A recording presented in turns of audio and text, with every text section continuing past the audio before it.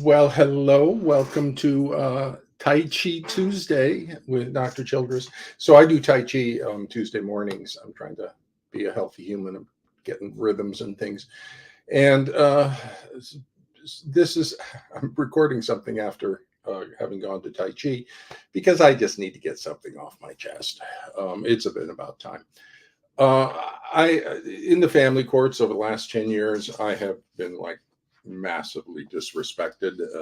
And but now I haven't dealt with that because I didn't want to get locked up in like fighting and little squabbly things. But now that I'm going into the family courts as a testifying expert witness, I really need to kind of put the record straight about my professional qualifications and domains of knowledge and domains of expertise.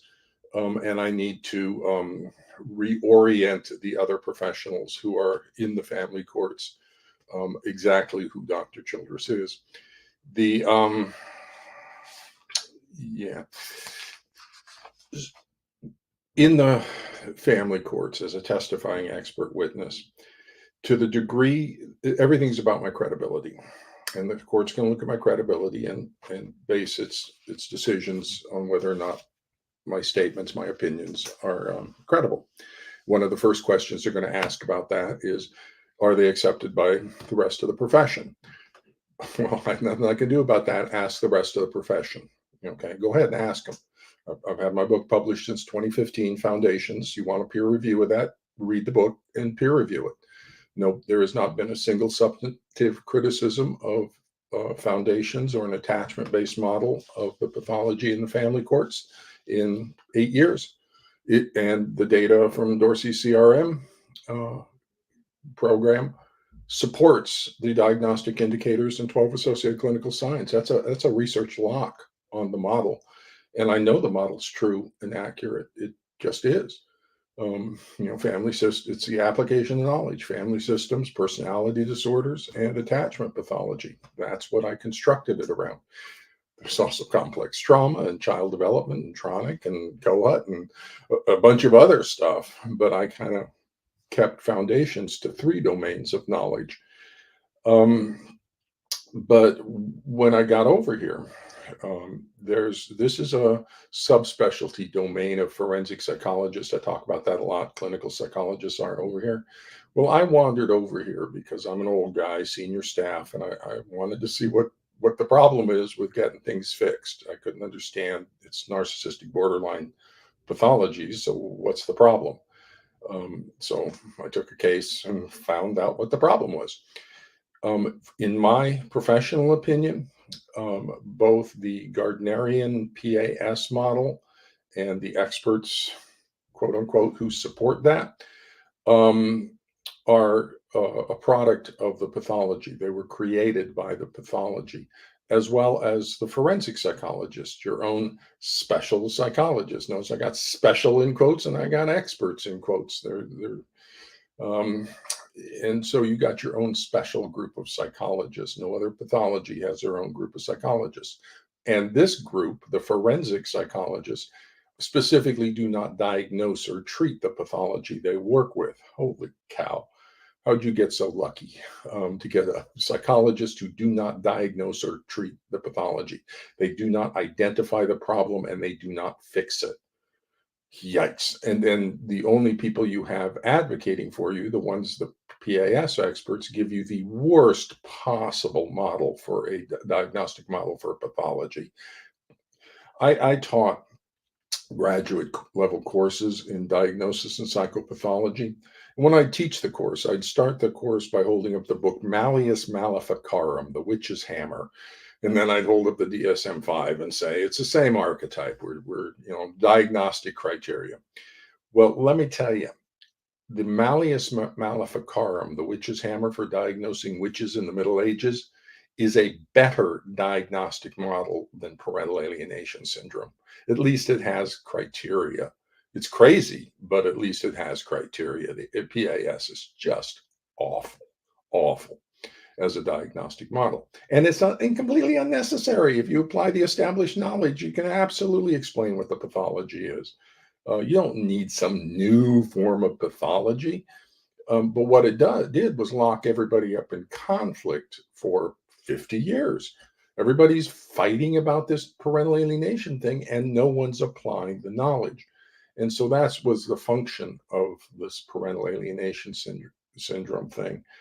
And that was the function of the forensic psychologist, to isolate you from the treatment providers.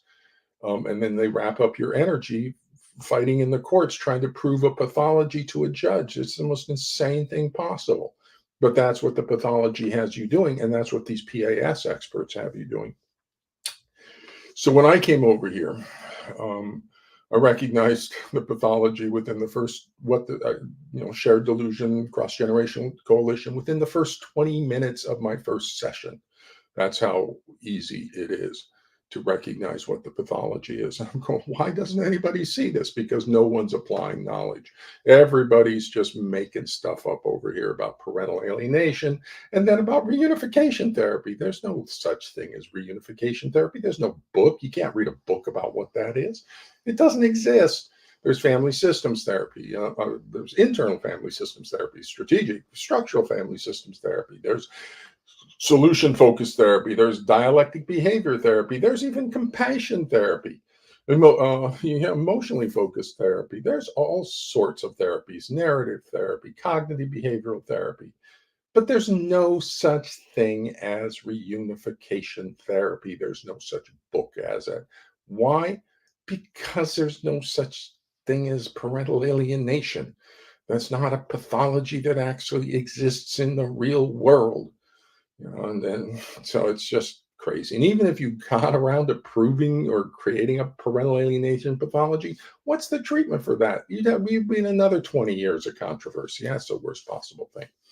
So, in my professional opinion, both forensic psychology and PAS, isn't it interesting they arose at the same time, are products of the pathology designed to isolate parents and keep them away from support. So, when I came over here, I reached out to Bill Burnett and that's the people over here, figuring that they were your allies with the pathology. So I would explain to them what the pathology is. And the moment I did, they would then support me and this effort to get the diagnosis of the shared persecutory delusion and later child psychological abuse. But they didn't. Okay. Instead, they got like, oh, they got turf territorial about things, and I'm the new kid on the block, and they're not going to give up on parental alienation. In Venice, I sat down with Bill and said, Bill, I offered to write two joint articles, one kind of reframing the parental alienation construct, and then one looking at how to get the pathology back into the DSM-5. And he wouldn't do it because he requires that PAS be the solution. And that's just a non-starter. That thing's awful. And it's unnecessary, entirely and completely unnecessary. And I'll explain that. And so that was disturbing. But then if I start to fight with him about that back then, everything's just going to kind of chew up, and I'm going to get distracted into that conflict, which is exactly the function of PAS, is to drive people into conflict. So I had to put up with a lot of disrespect over the years. All of the PAS experts should have joined me because the ABPA is an accurate description of the pathology. Just because it's true, they should have supported it. But they didn't. They made a compact to not discuss Dr. Childress and anything about my work. So for 10 years, they're not talking about a shared persecutory delusion or anything about my work, trying to withhold knowledge of the pathology from the general public and other professionals out of a turf battle with me. Jeez Louise. But I just had to put up with it, so I did. Because the real foe is the forensic psychologists. They're the ones who have control of you. The PAS people are just a sideshow. And let me say this about the PAS experts, quote unquote. And I would put them, Bill Burnett is the leader, and I'd put Linda Gottlieb in that category, and Karen Woodall in that category, Demosthenes Lorandos is in that category.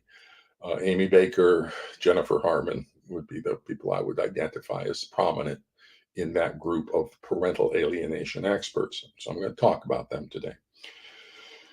My professional opinion is that that group of PAS experts and anybody else out there who's using that construct and claiming to be an expert in it, they are a fringe group of professionals who reject the diagnostic guidance of the American Psychiatric Association, and they reject the ethical guidance of the American Psychological Association. Now, I don't think either one of those is a wise thing to do. I support the diagnostic guidance of the APA and of the American Psychiatric Association, and I support the ethical guidelines of the American Psychological Association. They disagree with both of those. They think they know more about diagnosis than the American Psychiatric Association. And they think they know more about ethics than the American Psychological Association, that the APA ethics code doesn't apply to them. And actually, for most of them, it doesn't, because Demosthenes Lorandos is the only psychologist among them. Bill Burnett is a psychiatrist, and Gottlieb is a social worker. That's what you got. That's your expertise: a psychologist, a psychiatrist, and a social worker. Okay. Amy Baker is a research psychologist. She's not a clinical psychologist. Jennifer Harmon is a research psychologist. She's not a clinical psychologist.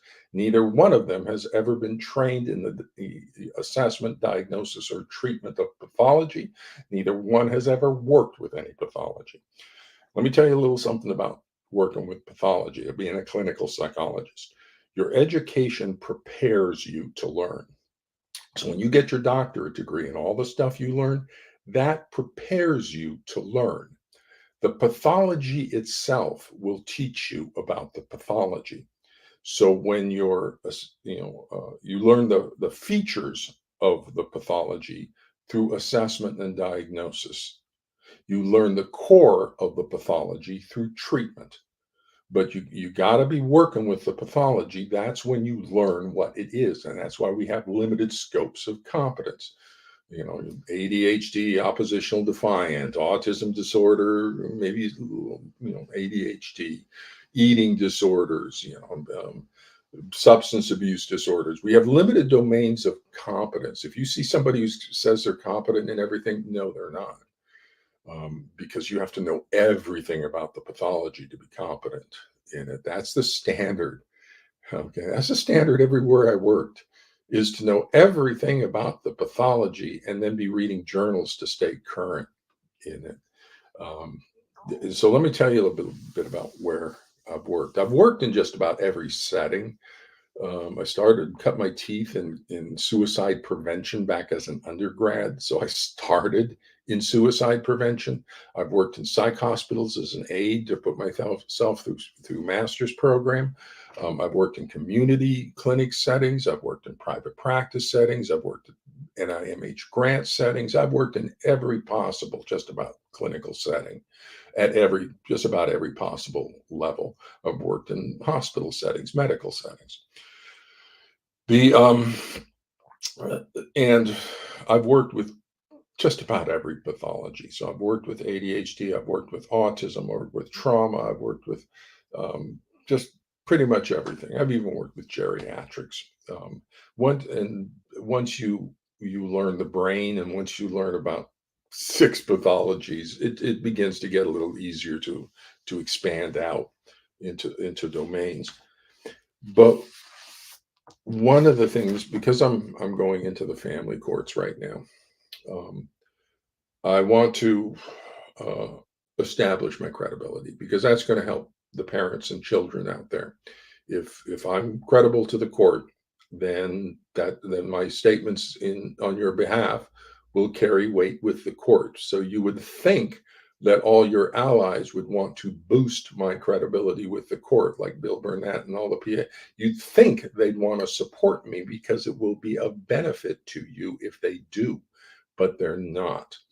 And they didn't for 10 years. They purposely worked against me. So let's just deal with the PAS experts right off the bat and put the forensic psychologists on notice here. Um, so I printed out Dr. Burnett's Vita here, and I printed out my Vita. This is thicker, my Vita, but that's what I'm going to be doing going forward. It's going to be Vita a la Vita in terms of professional expertise. I'm pulling rank. Okay. I'm a clinical psychologist. Bill Burnett is not. Okay. On a treatment team, I'd be in charge. The role of a psychiatrist, let me clue you in a little bit. The role of a psychiatrist on a treatment team is medication support. Now, I know the psychiatrist may be upset by that. I've worked with some of the best out there.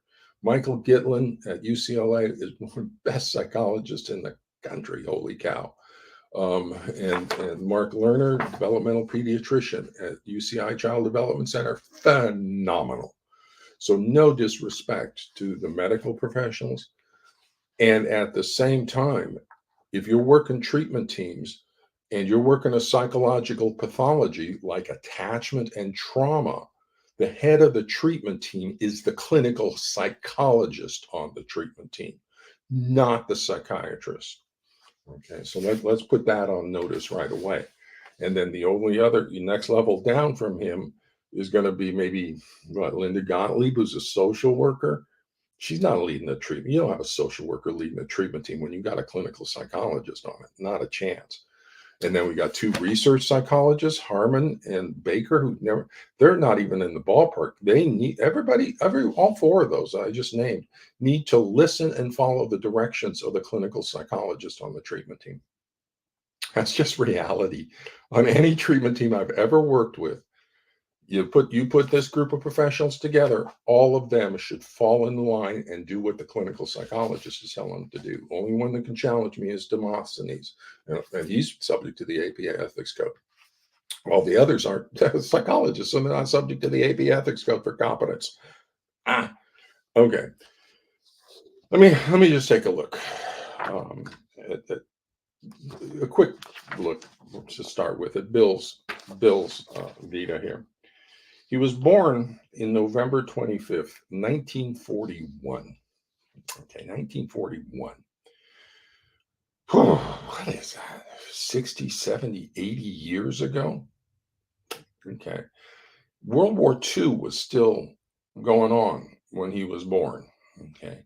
With all due respect, I think it's time, he's a retired professor. I think it's time for Bill to more fully embrace his retirement. He's not the future leading into this. And PAS from 1985 and Gardner is not the future of anything. Okay. The moment Bill leaves, who's going to pick up for him and carrying this forward? Nobody. It's going to shift entirely. You can feel the movement. It's shifting over to dark personalities, shared persecutory delusion, factitious disorder, attachment pathology. The field is going to be moving into actual research, actual real stuff. None of that stuff.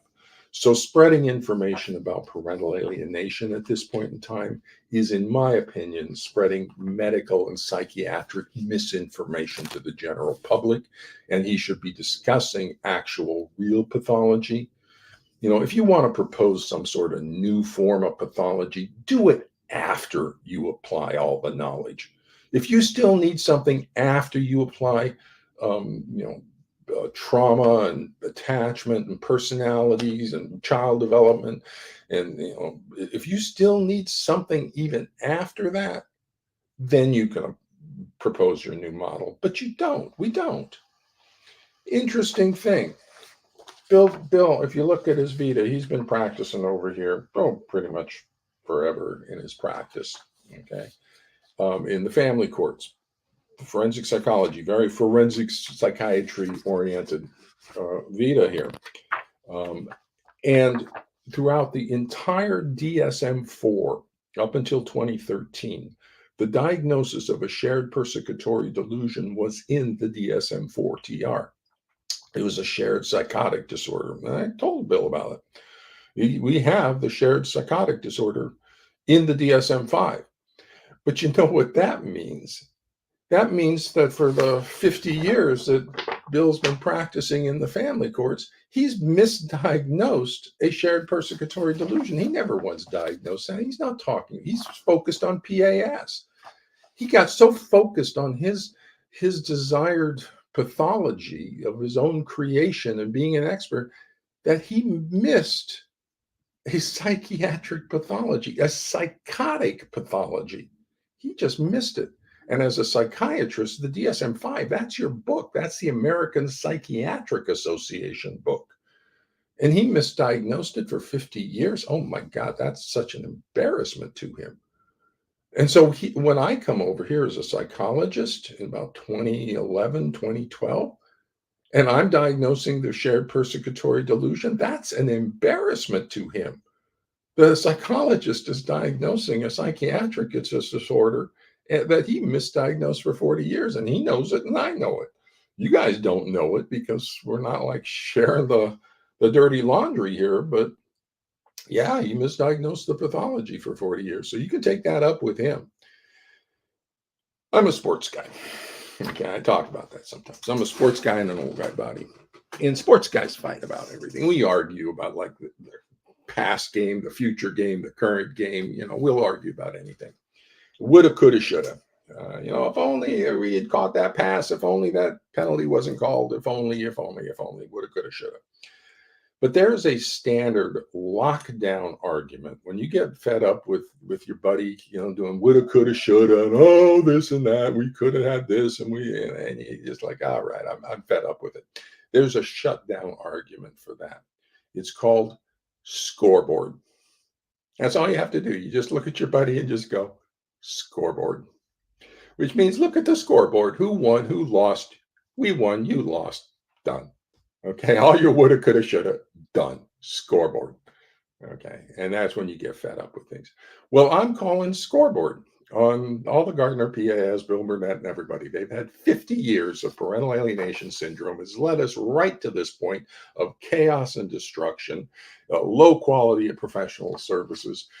The use of construct of parental alienation in a professional capacity degrades the quality of mental health services in the family courts. Okay, let me say that again. Use of parental alienation, that construct in a professional capacity degrades the quality of professional services delivered in the mental health, in the family courts. Okay, so they need to stop doing that. They need to up the ante. They need to reach real knowledge and be telling people and be using real knowledge about things. So that's kind of an embarrassment for them. But now I've got a clinical psychology vita here. It's not a psychiatry vita, and it's a strong vita. First off, I'm a PsyD, not a PhD, which means I sacrificed my research side of my vita for clinical knowledge. And that has importance because when I get more clinical knowledge, then I'm better able to use my internship and postdoc, which means I'm learn more about the pathology and puts me on a faster ramp up. And so I'm a doctor of psychology. So I'm the most specialized psychologist you're going to find out there. The PhDs have some research training and stuff. I don't have that. I'm entirely clinical on my background. However, I've got such research background. Oh my goodness, you have no idea. So I've worked with some of the top people in the field, starting with Keith Nectarline at UCLA, longitudinal NIMH research project on schizophrenia. Keith Nectarline is probably the top professional in schizophrenia on the planet. Number one. That's why I put him number one. You might argue he's in the top three. Okay. But holy cow. He's in an elite group of professionals, top tier NIMH, major UCLA researcher on schizophrenia. I was with him for 12 years being trained in the diagnostic assessment of delusional thought disorders and psychotic pathology. So, he's just phenomenal. And when you look at Bill Burnett's vita, I've seen substantive vetoes. I've seen expert vetoes. Okay.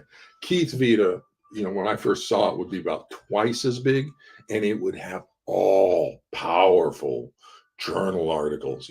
He's first author, third, fourth author, and multi-author things, but they'd be in really good journals. And they were all research articles. They weren't opinion pieces. You look at Bill's thing, it's all opinion pieces, no research articles. He just writes opinions a lot. And they're like not really good journals. They're kind of American Journal of Family Therapy. That's a Gardner PAS journal. They're not like serious, big time journals that he's publishing in. To give you and then not only Keith, but then I also worked with Jim Swanson, who is the one of the top people in ADHD. I put him like at number one, but again, you may say top three. But again, Connors and Barkley and other people, that's significant. Jim Swanson at UCI Child Development Center. Child Development Center is his lab there. Was one of the lead sites for the MTA study of ADHD, multimodal treatment of ADHD, considered the best randomized control study ever conducted with any pathology. And Jim Swanson was the lead site on the MTA study. And I came in right after that. They conducted that study in the 90s. I was brought on board in the early 2000s. I was working with his MTA team, Mark Lerner, Steve Simpson, and others were the MTA project. And we were doing something different. There was a little bit of a research component, a little bit of a treatment component to what we were doing there. So I've worked with two of the number one experts in their pathology, ADHD and schizophrenia. Those are not like obscure pathologies. Okay. And so I know what top tier looks like. In addition, I was recruited out of Children's Hospital, Los Angeles, out of my postdoc there, to the UCI project with Jim Swanson. I jumped at it. Holy cow, you have an opportunity to work with the top person in ADHD, and he's going early childhood, and I'm going early childhood. And oh yeah, great. I'm on board there. Okay. I was recruited to that project because of my background training in early childhood and ADHD out of Children's Los Angeles. I was recruited out of that project with Jim to be clinical director for a FEMA DOJ project on juvenile fire setting in the family courts. I was developing a assessment protocol, psychological assessment protocol for juvenile fire setting in the family courts. And I was a clinical director for that. I was recruited to that position. I didn't apply for the job. I was then recruited to be the clinical director for a 3-university assessment and treatment center for children ages 0 to 5 in foster care. 3 universities were involved. Our primary referral source was Department of Children and Family Services, and our funding source was County Department of Behavioral Health. Now, when you got 3 universities and the county DCS and county behavioral health involved, there's a lot of county people who are making this happen. Okay, this is a big project they put together. Speech and language came out of University of Redlands. Loma Linda provided occupational therapy faculty and trainees. Cal State San Bernardino provided the psychology staff and trainees, and I was hired as the clinical director of the overall project. Okay. And I was recruited into that project. I did not apply for that. So, up until my semi-retirement and I went into private practice, I didn't apply for any of the last 3 or 4 jobs I actually had. I was recruited into them. Why? Why was I recruited into these positions? I like to think it's because people who know me know the quality of my work. Once you work with Dr. Childress, you go, holy cow, he's really good. And then when something happens and they need somebody, they say, you should look into Dr. Childress, because that's what it seemed that people just said, you should check with Dr. Childress. And then they would call me up and say, hey, we got a project we're working on. Would you be willing to take it on here? So I just want to point something out on my Vita. So that's all on my Vita here, and a Vita, my clinical psychologist Vita, side Vita is going to be work experience. It's not going to be like publications. We sacrifice publications. But going back to Keith's necrolized schizophrenia lab, big NIMH research study. You know what my job was for 12 years? Running the data management component. I had several research associates worked under me. I had like 3 research associates, and I was kind of the supervisor of all things data, all things from the collection of the data to the processing it to the data management at the back end, all things data for a major NIMH research project. I did that. So I know research really well. And the diagnostic checklist and the parenting practices rating scale, those are research instruments. I constructed those so that when research gets over here, you guys, research people are going to love those instruments and the parenting practices rating scale. No, and the parent-child relationship rating scale as well. The outcome measure is also conducive to research. The parent-child relationship rating scale is exceptional. That's just an exceptional outcome measure. It looks at it monitors attachment networks, emotional regulation networks, and mood and arousal with great sensitivity. The 12 points of my therapy on the High Road ABA program. That's a work of art. But I do therapy for an hour, and you can see that my therapy ripples through days. Days after my therapy session, the kid's still changing and doing things. And he came in all dysregulated on the attachment and emotional regulation. You can see it in the parent-child relationship rating scale data that it's all dysregulated. So session 1, I wanted to get those in train. So I did a little intervention, boop, and you can see they kind of boop, and then bam, they're in trained. The blue line attachment and the gold line emotion regulation are just right on top of each other until my second session when I did something else and kind of moved them apart. So that outcome measure is exceptional. But so I know data, but I want to point out something to you here. Back, where is it? One of the things, just early childhood training, if you look at my Vita, that's a specialized expertise. Early childhood mental health. That's why I went to CHLA. They had Marie Polson, who had a therapeutic preschool there, and she's an expert, top tier expert in early childhood mental health, and that's where I wanted to be. So that's where I went for my internship and postdoc, was CHLA, Children's Hospital Los Angeles. So I could work with Marie Polson or get early childhood background. Early childhood is the brain.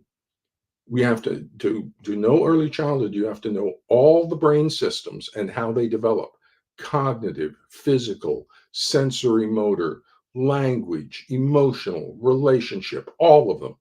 And you have to know how all of them are developing through the first year of life, 3 months, 6 months, 9 months, 12 months, as well as the next 5 years, 18 months, 30, how each one of those systems is moving and developing, as well as how they are integrated with each other at each stage of development. I know the brain. Okay, I know our brain systems. I can tell you, you want to talk about this family pathology in the family courts according to brain systems, amygdalas, and prefrontal cortex. I'm totally there. Okay, we can talk about that. So I have early childhood specialization. No one else in the family course has. And early childhood is the attachment system, 0 to 5. That's the attachment system. I'm certified out of Fielding Graduate School in infant psychology. In infant psychology, I can do infant therapy. How do you do infant therapy? I can do infant therapy. I know the attachment system. That's the domain of early childhood. So if you think anybody over here knows the attachment system better than I do, no, they don't. No, they should be listening to me. A child rejecting a parent is an attachment pathology. They should listen to the expert in attachment. Interesting, I read these articles from the attachment folks who come over every now and then to the family courts and are asked to comment or make a comment. They wrote a big article recently kind of saying, this is what our knowledge is, leave us alone. But that the group of attachment people, typically what they say at the end is you should have attachment people over here giving you more recommendations or telling you what's going on. And oh, you got one. Okay, I am an early childhood specialist. Did you know Edtronic on the still face study? Okay, I cite him and look at his stuff, 40 years, Harvard, all this stuff. When I was clinical director at Cal State, I convinced the county to bring him out as a consultant. I knew Edtronic's work, I knew everything about it, but I wanted to educate all the county and mental health people about what was going on with intersubjectivity and breach and repair sequence in early childhood, move them off behavioral psychology. And so we had Edtronic come out and do a talk for us and consult with us at our clinic. And that's the thing I want to point out. I've worked top tier professionals my entire life. And there's kind of an old saying, birds of a feather kind of thing. Well, if you look at the quality and the tier of professionals that I'm working with, Keith Nectarline, Jim Swanson, clinical director, 3 universities involved in that. That's upper tier quality. I'm senior staff, okay, on this stuff. I know what I'm talking about. Well, if I'm coming out of child abuse and trauma, out of foster care, I know child abuse and trauma. I know attachment trauma. I know personality disorders, narcissistic borderline, because that's what we got in child abuse and trauma. And I know the diagnostic assessment of delusional thought disorders from 12 years of training at UCLA. That training at UCLA was with we were trained annually in the diagnostic assessment of all the bunch of symptoms, but including delusional thought disorders, using the brief psychiatric rating scale, one of the oldest, most widely used scales to measure psychotic symptoms. Wikipedia. So, and the authors of the BPRS, the expanded BPRS, are David Lukoff and Joseph Ventura, who happen to be the head of the diagnostic unit at the Brentwood UCLA VA, working with our project at UCLA and Keith Nectarline. So if you look at the expanded version of the BPRS, you look at those authors, the authors are Nectarline, Ventura, and Lukoff. And that's where I was training with Nectarline and Lukoff and Ventura. So I am trained to 90% diagnostic reliability in the diagnostic assessment of delusional thought disorders to the authors of the brief psychiatric rating scale, one of the oldest, most widely used scales to measure psychotic symptoms. I'm one of the best trained people on the planet in terms of diagnostic assessment of delusions and thought disorders.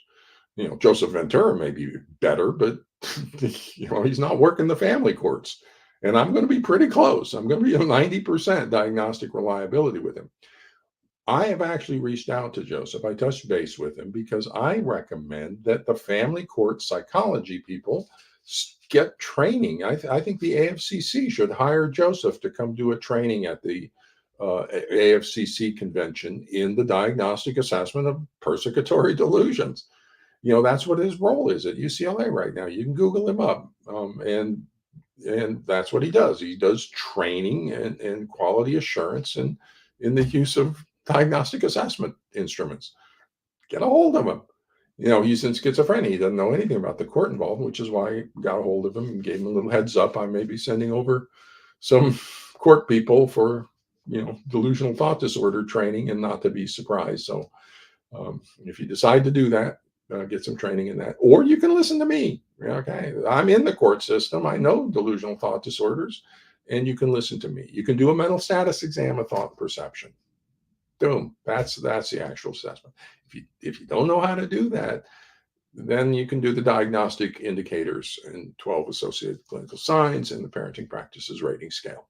So those are scaffolding stuff to where I've applied my knowledge to get. But if you're going to argue with me, do the mental status exam of thought and perception. I'm not going to argue about it. Know what you're doing. That was a possible delusional thought disorder. I'm not going to fight about it. But the thing I wanted to the highlight on my Vita is in journal publications. Okay, that's back on page 5. So I've listed 4 journal publications. You put that together with Bill Burnett, he's got like journal publications all over the place. Wonderful, wonderful journal publications. Now I would note that as you look through Bill's Vita here, I would ask, where is his background experience working in child and family therapy? Nowhere. He's never worked child and family therapy. How about attachment pathology in childhood? Nowhere. ADHD, oppositional defiant disorder in childhood? No, nowhere. How about dialectic behavior therapy? No, no. Emotionally focused therapy? No.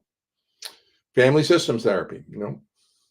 So he doesn't know any of the therapy that would be used. He's never worked with children and families. No, and he's supposedly leading this group? No. You look at my Vita, the clinical psychologist is in charge of the treatment team, and the psychiatrist needs to fall in line and be doing what the clinical psychologist directs. Okay. That's just a fact of working treatment teams. And that's the disrespect that I've been aware of since I've come over here. Okay. That Bill Burnett is out of line, and Linda Gottlieb is out of line, and Amy Baker is out of line, and Jennifer Harmon is out of line. None of them, Jennifer Harmon and Amy Baker, have never assessed or diagnosed anything in their life and have never been trained to do that. They should not be opining on matters of pathology, its diagnosis, or its treatment. And they should be following the instructions of the clinical psychologist who's on the treatment team. When he says, stop using the term parental alienation in a professional capacity, it degrades the quality of mental health services being delivered to these families. It is a fringe idea that rejects the diagnostic guidance of the APA, American Psychiatric Association, and is in violation of the ethical standards of the American Psychological Association, Standard 2.04, Bases for Scientific and Professional Judgments. After you have applied the established scientific and professional knowledge of attachment, family systems, personality disorders, complex trauma, and child abuse, and the DSM-5, if you still need a new diagnosis proposal, then make it after the fact. But do not skip the step of applying established knowledge. Amy Baker, Jennifer Harmon. That's the statement out of the clinical psychologist on the treatment team. Now, if you override that as a research psychologist and continue to degrade the quality of professional services in the family courts, that's an ethical violation, I think, of Standard 2.04, Bases for Scientific and Professional Judgments, the scientific side. That it's just, no, stop it. But on my Vita, I list 4 research articles. Okay. And I want to point out the first one with Leanne Tam. I'm first author on that. Let me see, where is it?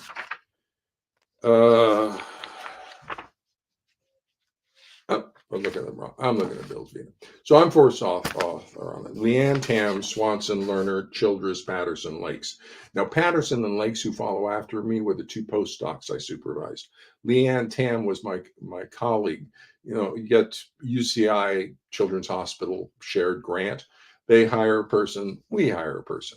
I was a clinical guy brought on by Chalk to run the program. Leanne was the research psychology person brought on by UCI to administratively run the program, and she likes the research stuff, and I like the clinical stuff. So it was Leanne Tam. Jim Swanson, number 2, was his project, and Leanne wrote the article. Mark Lerner was the medical director at UCI Child Development Center. He would Jim, that's the MTA stuff. So that's like he gets up there as well. Then they put me 4th because I ran the project. So you look at all those other names there, other than like 1 or 2, those other names were people I supervised on the project. Okay, that was the project I ran. And then the description of the whole thing is the project I ran. Okay, so I'm the one who made it happen, kind of. I was a clinical director or clinical psychologist, sort of in charge of that. Guess what my primary role was?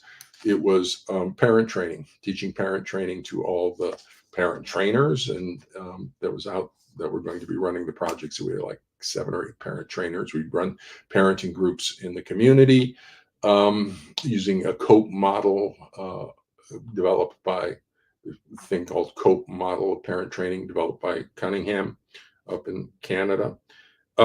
He came down and trained us in it, and we would run it in the community. You can read all about it in the article. The thing I want to point out is the articles in the journal Clinical Neuroscience Research. That's a strong journal. So I'm 4th author on a journal article in Clinical Neuroscience Research. I'll put that one article, one journal publication, up against all of Bill Burnett's journal publications. So look down them and just compare that one to anything he's got. It just dusts it, just dusts it. And I'm 4th author because I ran the project. That's but the thing I want to point out is I got that 4th author just by getting close to Jim Swanson. I just get close into his world, and I get a 4th author publication. I could have stayed there. Leanne stayed there. She's, you can Google her. She's got other publications. I could be doing this, getting publications. I could have been doing it out of, Keith's lab. I could have been getting publications. I'm not interested in publications. I'm interested in clinical stuff. But that's what it speaks to, though, is it speaks to the quality of the people I've been working with.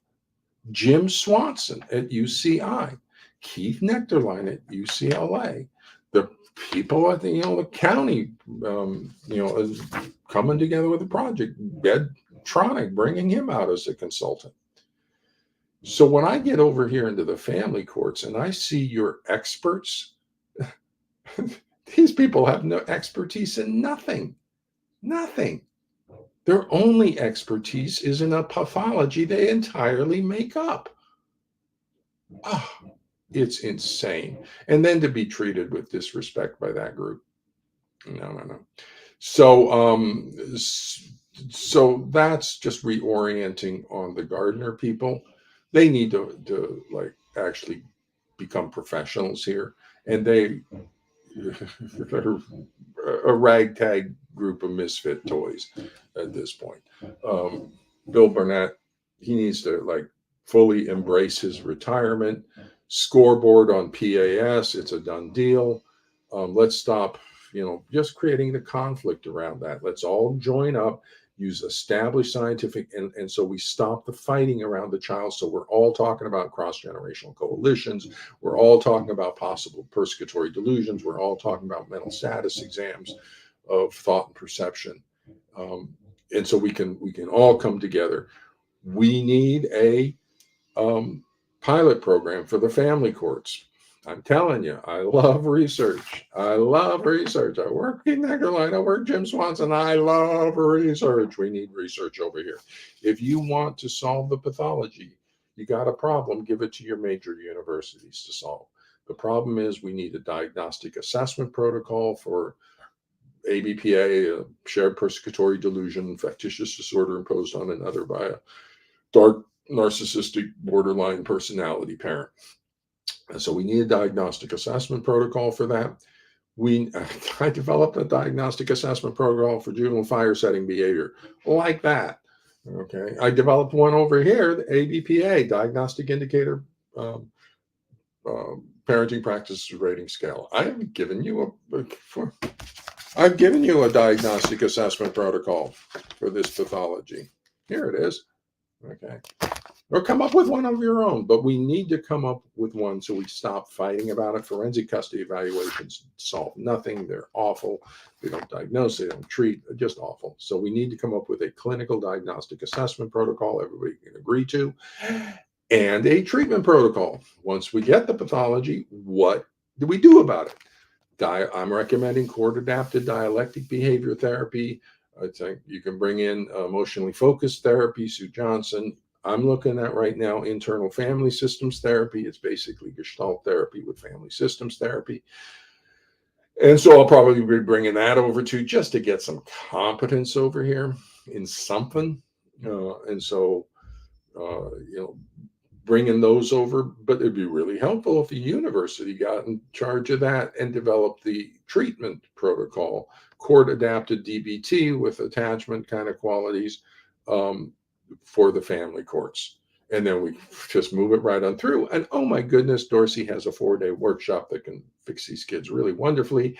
If we need to separate a child from a narcissistic, borderline, dark, abusive parent, then we drop Dorsey's high road protocol on right in that transition phase and transfer the protocol to the academic and medical healthcare fields.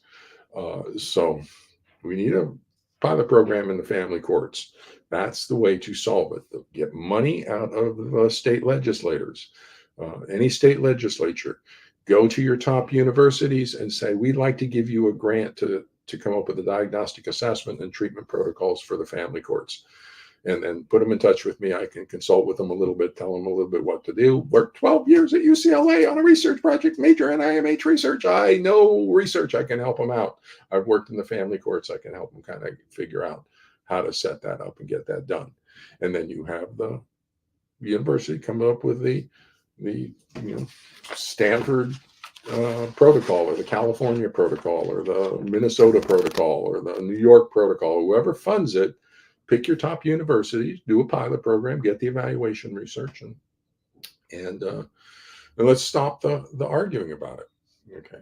Fundamentally, the forensic psychology, they don't diagnose and they don't treat pathology. Well, they're pretty worthless, because that's what we need. We need a diagnosis and a treatment plan to fix things. So if they don't diagnose and treat pathology, they're worthless. What should have happened, just to kind of close up here, what should have happened if there had been quality, like even baseline quality professionals in the Gardnerian ranks, is that they should have started to promote me. We would have gotten together and would have done some articles through their American Journal of Family Therapy that would have put ABPA on the map, like around 2014, something like that. Yeah. You're trying to get PAS in the DSM-5. Child psychological abuse came in 2013. They gave it to us. The APA gave us child psychological abuse in 2013. I jumped on it. Bill Burnett, nothing. He's going all the other VCO, nothing on, and PAS, nothing on child psychological abuse, because PAS can't get there diagnostically. He'd have to come over and start talking about shared delusion, and he's not going to do that, because then Childress is the expert, not him. So for 10 years, we've been on hold in terms of the solutions in the family courts, and all the kids we lost didn't need to be lost. But the PAS experts should have supported me and put me out there, which would then have alerted the forensic psychologists to my presence, and then they would have had some time to adapt to the ethical violations that they're looking at: 2.04, 2.01, 9.01. and failure in their duty to protect. So they would have had a little bit of time to adjust to that and kind of get on a safer ground. But I've been watching what they're doing too. I get to read their reports in my consulting range, and I'm aware of how forensic psychology is rippling this. But they're kind of going the same way as the Gardner people, trying to just, we're just going to ignore Childress and things. But that's not going to happen. And as soon as people realize this is child psychological abuse, then every one of the forensic psychologists who has not diagnosed child psychological abuse for the last 40 years, yikes, you're incompetent. You misdiagnosed child abuse for 40 years because you're incompetent. And it's going to flip. So all of these Vitas that say, I've been in the family courts for 40 years. Well, if you've been misdiagnosing the pathology for 40 years, that's not very good, job recommendation for you. And so all of the puffy Vitas, I call them puffy Vitas, because they have it's very thin. It's just forensic custody evaluations, no ADHD, no child therapy, no anything else. But it's all very thin around court involved stuff. But then all the articles they list are just opinion pieces. They write opinion pieces. There's no actual research articles in any of it.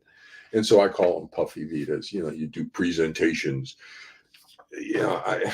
I got a section on my Vita for presentations, and what you do as an early entry professional is you go to the APA, you go to the various psych associations, you get presentations. It builds your Vita up a little bit as you're applying for jobs. And so let's see what I got here. Oh well, but I got some old presentations on internet psychology from the APA and stuff, and then when I came over here, I got a couple bolster up my Vita. I got one at AFCC, I got one at APA. Took Dorsey to both because they need to know about Dorsey. It's my kind of ethical obligation. She's got a solution in her hip pocket. They should know about it. Do they care? No. Disrespect for Dorsey is amazing. That should never happen. It gives you kind of a little bit of a clue of the difference between the quality of professionals you have over here. So I come over here and you look at Bill Burnett's response to me as a clinical psychologist who outranks him. I'm the clinical director, senior staff in trauma and child abuse with background in shared delusional disorders and factitious disorder imposed on another clinical director coming out into this pathology, and he's a psychiatrist. Okay, I don't think we need medication support on this one, Bill. Thanks for your involvement. I think you can retire now. Yeah. So with all of that, I just wanted to put out again that because the forensic psychologists are being caught a little bit by surprise on this, on me being here and what I'm saying, but this is child abuse and they are misdiagnosing the pathology. If you misdiagnose a shared persecutory delusion, you become part of the shared persecutory delusion. You become part of the pathology. When the pathology is child abuse, you become part of the child abuse. The forensic psychologists who are misdiagnosing the pathology because they are ignorant, lack of knowledge and information, and incompetent, unable to do something successfully, are child abusers. Okay, they are participating in the child abuse. And I know that. I'm a psychologist out of trauma care, trauma and foster care. The role they're in is called the bystander role. In clinical practice out in the field, it's called the betrayer role. It's the one who should protect and doesn't. Typically, it's the mother role in sex abuse. So I know exactly what I'm talking about. The forensic psychologists are in the betrayer role, which is the bystander role in this. They're the ones who should protect and aren't. My goodness gracious, the forensic psychology people don't even recognize parallel process staff splitting around borderline personality pathology. Look it up. Marshall Linehan, staff splitting, parallel process around borderline personality pathology. If you work borderline personality pathology, you absolutely have to know about staff splitting. And they don't. It's where the professionals get to argue about the patient. Guess what's been going on for 40 years? So professionals have been arguing about the patient, this parental alienation thing. That's called staff splitting, parallel process surrounding borderline personality pathology. What you're supposed to do in the supervision group or in any group you're in, when you see the splitting, the staff splitting start to emerge, one therapist is the good therapist who wants to be nurturing. The other therapist is the bad therapist who wants to be structured. As soon as you see that happening in the group, you're supposed to say, staff splitting. That's what you're supposed to say. And then everybody in the group is supposed to stop what they're doing, stop the argument, stop the discussion. Everybody just stop. When you hear somebody say staff splitting, you stop. And then the discussion becomes, where is the borderline personality pathology? So if it's a supervision group, you're supervising interns, an intern has the pathology. If it's with a client or something, the client has borderline. If you're starting to go staff splitting, and then everybody moves to the middle. You move off of your position. The good therapist has to move to become more structured. The structured therapist has to move to become more nurturing. We all move to the middle when we see that. Duh. They don't know it. They don't know it. And they don't listen to me. They don't. I'm telling you, I know what I'm talking about. So you can listen now. You can listen later. Right now, I have one focus, which is these mental health people, the betrayers, are participants in the child abuse. A mental health professional should never be the child abuser. No. Mental health professionals should never be the child abuser. They have duty to protect the child from child abuse. So if you're a mental health professional who, because of your ignorance and incompetence, has become a child abuser and spousal abuse, brutal spousal abuse, by the way, then I'm looking to go after your license. You should not be practicing in the field of mental health if you're a child abuser. So I'm out there and I'm looking for you. So good luck. I would recommend that everybody, all psychologists, start taking a look at the APA ethics code. All psychologists start taking a firm, hard look at the pathology. And if you don't have a counter argument to ABPA, then you better start towing the line, because ABPA is a 100% true and accurate description of the pathology. And in all cases of court-involved family conflict involving severe attachment pathology in the child, we need a proper diagnostic risk assessment to the appropriate differential diagnoses for each parent. Okay. So it's a targeted parent abusing the child, creating the child's attachment pathology towards a targeted parent. Let's take a look at that. Let's figure it out.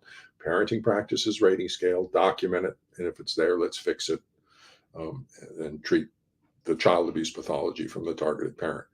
If the targeted parent is a normal range parent, then we look to the other side. Is there child psychological abuse by a narcissistic borderline dark personality parent who's creating a shared persecutory delusion and false attachment pathology, a factitious disorder imposed on another for the secondary gain to the pathological parent of manipulating the court's decisions surrounding child custody and to meet their own emotional and psychological needs. Okay. That's a lot to say every single time. I wish I had a little label that I could just say that. ABPA is one, but I don't want to. It's not a new form of pathology. Childress is not creating, doesn't create knowledge. I apply knowledge.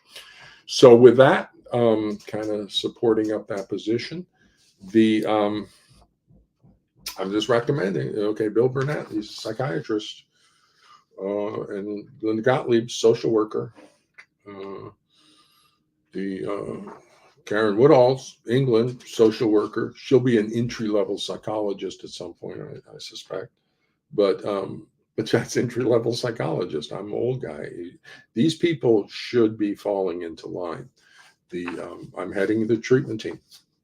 I'm self-appointed as the head of your treatment team because somebody has to do it. I have personally worked with all 4 diagnoses of child abuse: physical, sexual, neglect, psychological. And I have personally led the treatment teams that have included CPS involvement for all 4 of those child abuse diagnoses. Okay. So I know child abuse, and we have duty to protect obligations. And you need to do that. I'm appointing myself head of the treatment team for this. And the PAS experts need to come in line. The forensic psychologists need to come in line on boundaries of competence 2.01, maintaining competence 2.03. I shouldn't have to teach you. You should already know. And 2.01, like C and D, you should be seeking consultation or seeking training.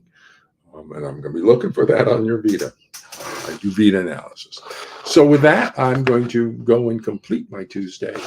And good luck to everybody out there. Bye-bye.